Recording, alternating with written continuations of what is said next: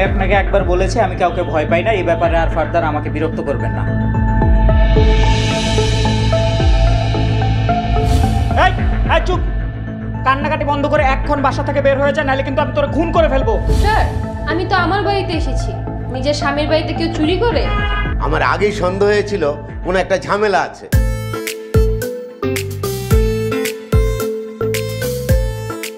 স্বামী স্বামী করবেন না, আর একবার যদি স্বামী স্বামী করছেন না।